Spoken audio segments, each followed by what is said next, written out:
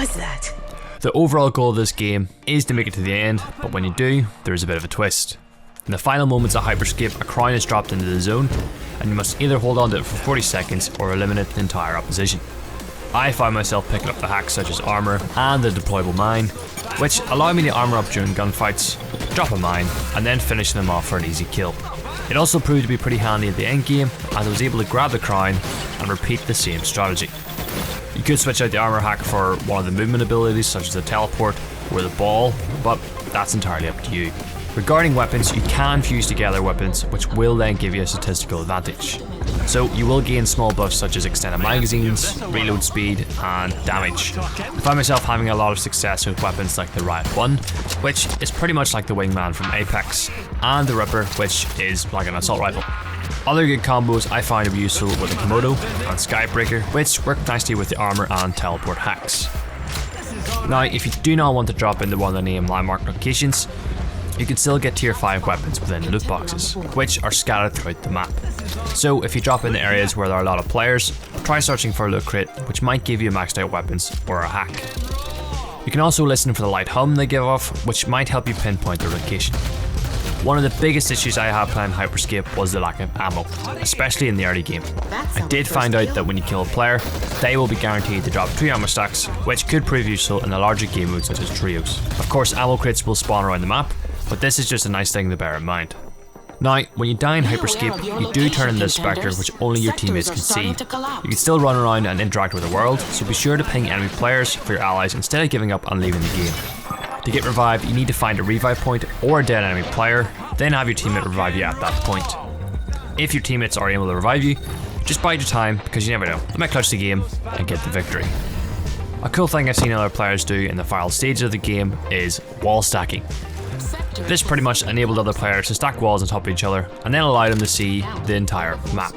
Combo that with a maxed out sniper and you might have yourself a winning strategy on your hands. The biggest advantage that you can gain in this game is by mastering the mobility mechanics. Hyperscape is all about vertical play and involves a lot of movement to throw off your opponent. For example, with the double jump, you can simply jump in one direction and quickly use the second jump to throw off your aim. To add to this, you can also hold crouch to slide, which will always be reset with another jump. Combo these together, and you've made yourself a really hard target to track. Unless they have the D-tab, in that case, this won't help. Well guys, there we have it. 7 tips which have helped me throughout my games within Hyperscape.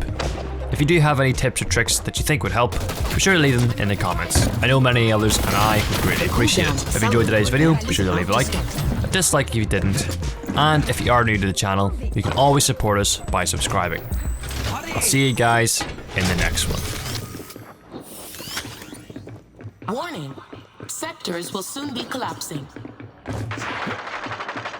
Brilliant. We are down to the last 10 contenders.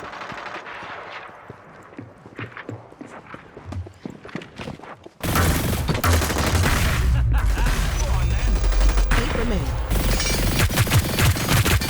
We have our top 8 contenders.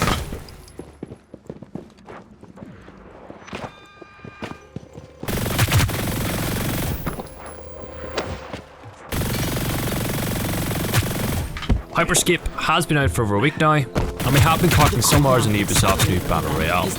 Like most first-person shooter games, one of the most important things you need to get to that last final zone is solid aim, especially in a fast-paced game like Hyperscape, where you need to hit those shots at a consistent rate.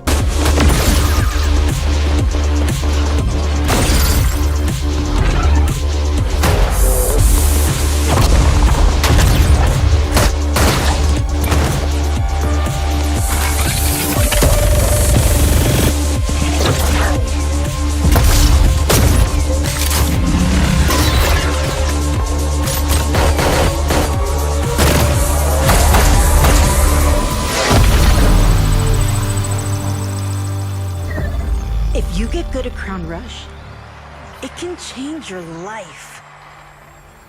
But strange things have been happening lately. Rumors of people getting hurt. Users disappearing from the real world.